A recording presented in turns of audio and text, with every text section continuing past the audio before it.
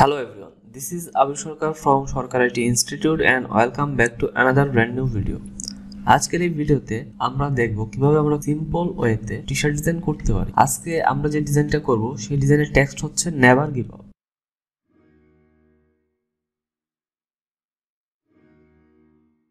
আজকের এই ডিজাইনটা করার জন্য আমরা নেভারে যে ফন্টটা ব্যবহার করব সেটা হচ্ছে রোবোতো।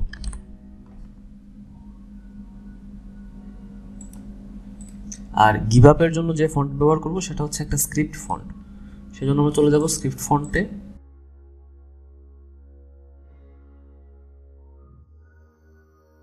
তারপর পছন্দমতো একটা ফন্ট আমরা সিলেক্ট করে নেব। এবার এই দুইটা ফন্টের অল্টার এবং শিফট চেপে একটা কপি নিয়ে নিব এবং এই কপি করা ফন্টের কালার হোয়াইট করে নেব। এবার আমরা এই দুইটা ফন্টকে আউটলাইন করে ভেক্টর করে নেব।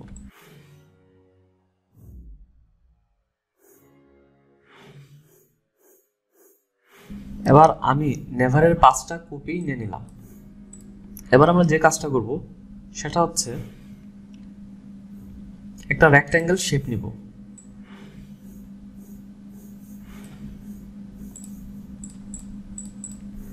আমি একটু জুম করে কাজ করব।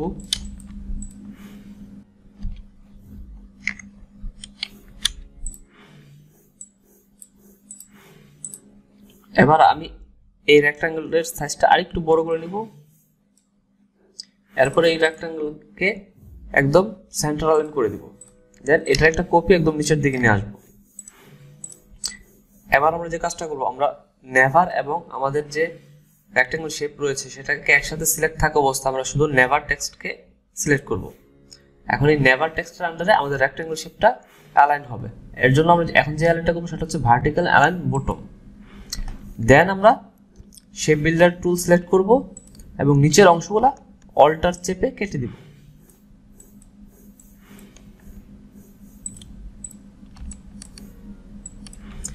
সেম ভাবে আমরা নিচের নেভার এবং রেক্ট্যাঙ্গেল শেপকে সিলেক্ট করব। এরপর নেভার টেক্সটের আন্ডারে আমি রেক্ট্যাঙ্গেল শেপটাকে উপরের দিকে অ্যালাইন করব। সেম ভাবে আমি শেপ বিল্ডার দিয়ে অল্টার চেপে উপরের অংশটা কেটে দিব। আমরা উপরের টেক্সটে নিচের অংশ বাদ দিয়েছি এবং নিচের টেক্সটে উপরের অংশ বাদ দিয়েছি। এবার আমরা যে কাজটা করব সেটা হচ্ছে উপরের দুইটা নেভার এবং নিচের দুইটা নেভার দুইটাকে একসাথে সিলেক্ট করে আমরা ফিল কালারটা অফ করে দিব এবং স্ট্রোক কালার অন করে দিব।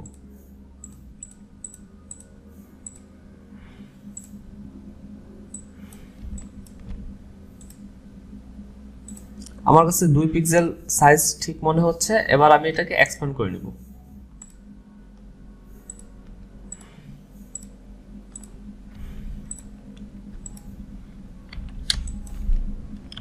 এবার যদি আমরা একটু ভালো করে খেয়াল করি, আমরা দেখব আমাদের টেক্সট হয়তো একটু বড় আছে নেভারের থেকে। আমরা যদি রুলার নেই তাহলে জিনিসটা আরো একদম ক্লিয়ার হয়ে যাব। আমি এখন জুম করতেছি। দেখেন আমাদের কিন্তু এই যে এটা কিন্তু একটু বাড়তি আছে, সেই জন্য আমরা এটাকে সাইজিংটা সমান করে নিব। সেম ভাবে আমরা এই নিচেরটাকেও সমান করব।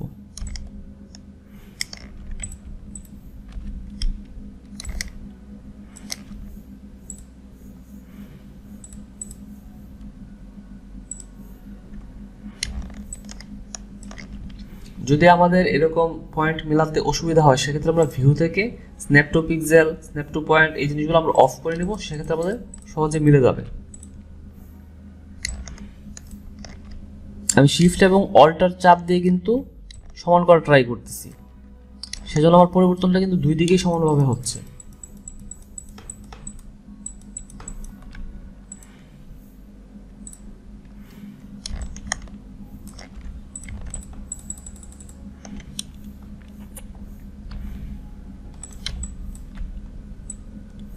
আমি রোলার এখন বাদ দিয়ে দিলাম।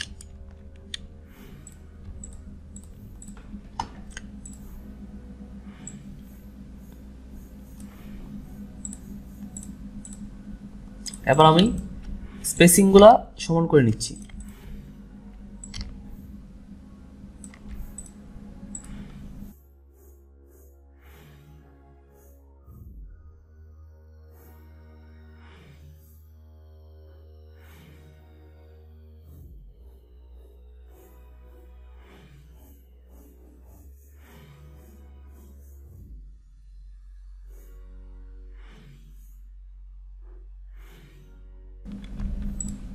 আমি নেভারের কালার লাল দিয়ে নিচ্ছি,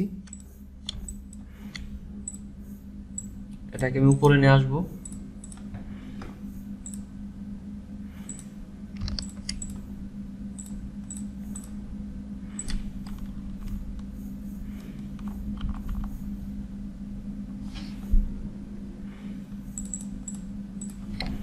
এবার নেভার টেক্সটকে আমি কন্ট্রোল 8 দিয়ে কম্পাউন্ড পাথ করে নিচ্ছি।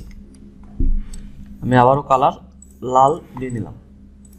এবার আমি গিভ আপ এই টেক্সটের আন্ডারে অবজেক্ট সিলেক্ট করব, এরপর চলে যাব অফসেট পাথে। দেন আমি প্রিভিউটা অন করে নিচ্ছি, এটা 10 পিক্সেল আছে, এটাকে আমি আরও কমিয়ে নিব। আমার কাছে 3 পিক্সেল ঠিক মনে হচ্ছে, আমি 3 পিক্সেল রাখবো, দেন ওকে দিব।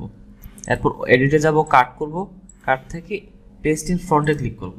দেন আমি নেভারকে সিলেক্ট করব শিফট প্রেস করে। দেন আমরা পাথ ফিল্টারে যাব, মাইনাস ফ্রন্ট করব। এখানে খুব সুন্দর একটা ইফেক্ট কিন্তু হয়ে গেছে। এবার আমি সেম কাজটা নিচের নেভার 8 স্ট্রোক যে দেওয়া আছে এটার সাথেও করব। প্রথমে আমি এটাকে কন্ট্রোল 8 দিয়ে কম্পাউন্ড পাথ করে নিব। এবার আমি এটার কালার হোয়াইট দিয়ে নিব।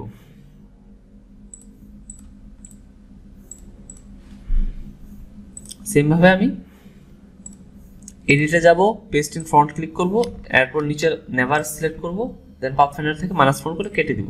দেখেন এখানে কিন্তু আমি সুন্দরভাবে কেটে দিয়েছি।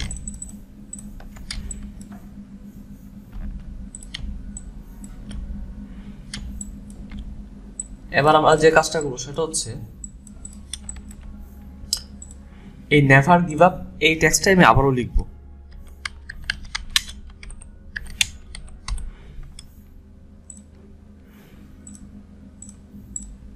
এবং এটার জন্য আমি লোগোতো ফন্ট ব্যবহার করব।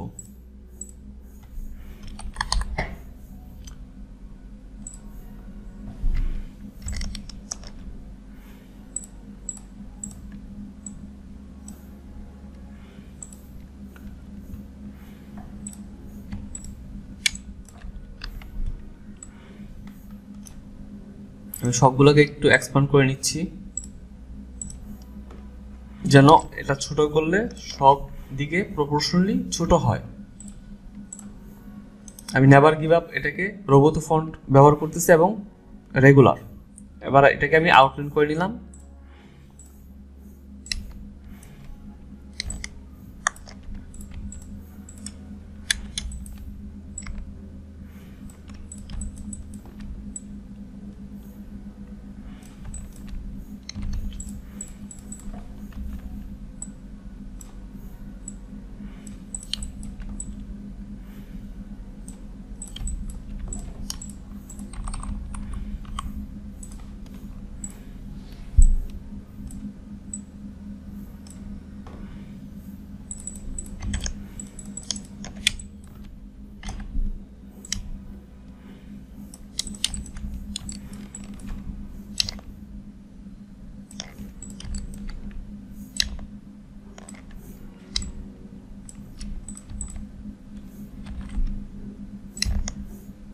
শিফট এবং অল্টার চেপে আমি নিচের নেভার গিভ আপ টেক্সটেরও একটা কপি এখানে নিয়ে আসবো এবং এই শেপেরও একটা কপি নিয়ে আসবো।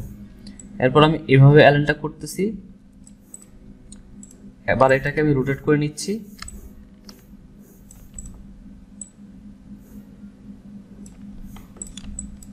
দেখেন আমরা কিন্তু সব জায়গায় স্পেসিংটা কিন্তু সমানই রাখতেছি। সেম ভাবে আমরা এদিকে নিয়ে আসবো। আমি শিফট এবং অল্টার চেপে এটা একটা কপি নিচ্ছি। এবার এটাকে রোটেট করে এই দিকে ঘুরিয়ে নিচ্ছি। এবার আমি এই রেক্ট্যাঙ্গেল শেপগুলো রিমুভ বা ডিলিট করে দিলাম। সবগুলোকে আমি একসাথে সিলেক্ট করে কন্ট্রোল জি দিয়ে গ্রুপ করে নিলাম। দেন আমি একটু আর্টবোর্ডের সাথে অ্যালাইন করে নিচ্ছি।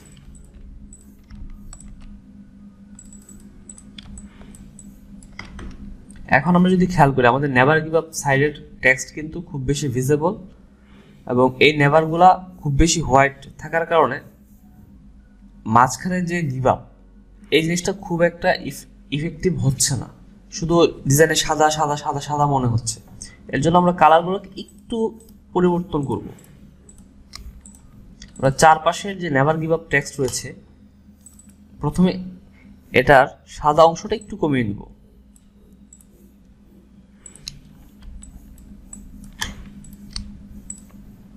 আমার কাছে এখনো বেশি মনে হচ্ছে, তাই আমি আরো একটু কমাবো।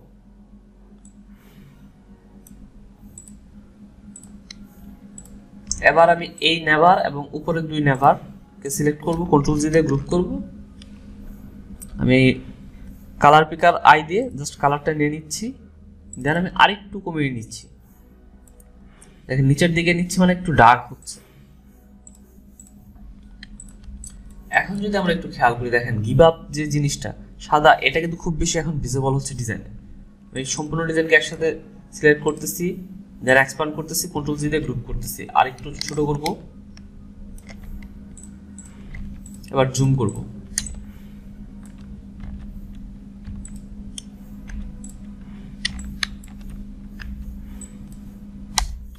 দেখেন এখন কিন্তু আমাদের ডিজাইন কিন্তু খুব বেশি ফুটে উঠতেছে, এবং নেভারের সাথে যে গিভ আপ, এই গিভ আপটা কিন্তু এখন খুব বেশি হাইলাইট হচ্ছে। এর আগে কিন্তু গিভ আপ আমরা মাঝখানে থাকার পরেও কিন্তু হাইলাইট হইতেছিল না। এর কারণ হচ্ছে বাকি যে টেক্সটগুলো ছিল বা অংশগুলো ছিল ওইখানে সাদা থাকার কারণে গিভ আপেও সাদা, এবং পুরো ডিজাইন এত বেশি সাদা ছিল যে কোথাও কোনো কিছু হাইলাইট করা ছিল না, শুধু দেখা যাচ্ছিল নেভার টেক্সট একটা ছিল আর বাকি সব শুধু সাদা সাদা ছিল। কিন্তু এখন যদি আমরা খেয়াল করি, আমরা দেখবো নেভার গিভ আপ এটা কিন্তু খুব সুন্দরভাবে ইজিলি রিডেবল বা পড়া যাচ্ছে, এবং গিভ আপ জিনিসটা খুব সুন্দরভাবে হাইলাইট হয়েছে। সো আমরা কিন্তু এইভাবে যে কোনো টেক্সট দিয়ে সিম্পল ওয়েতে টাইপোগ্রাফি ডিজাইন করতে পারি, এবং এই ধরনের ডিজাইনের কিন্তু স্টক মার্কেট থেকে শুরু করে বিভিন্ন প্রিন্ট অন ডিমান্ড প্ল্যাটফর্মে বেশ ভালো চাহিদা রয়েছে। আপনারা যদি ডিমান্ডেবল কোড সিলেক্ট করতে পারেন এবং সেই কোডগুলো দিয়ে এই ধরনের ডিজাইনও করেন মিনিমালিস্ট ওয়েতে, আপনারা কিন্তু ভালো সেল পাবেন। আশা করছি আজকের এই ভিডিওটি বুঝতে আপনাদের কারো কোনো সমস্যা হয় নাই। তারপর যদি কারো কোনো সমস্যা হয়ে থাকে বা কোনো কিছু জানার থাকে, এই ভিডিওর কমেন্ট সেকশনে প্রশ্ন করতে পারেন। আমি চেষ্টা করব প্রত্যেকের প্রশ্নের উত্তর দেওয়ার। দেখা হবে পরবর্তী ভিডিওতে নতুন কোনো টপিকে। সে পর্যন্ত সকলেই ভালো এবং সুস্থ থাকবেন। ধন্যবাদ সকল।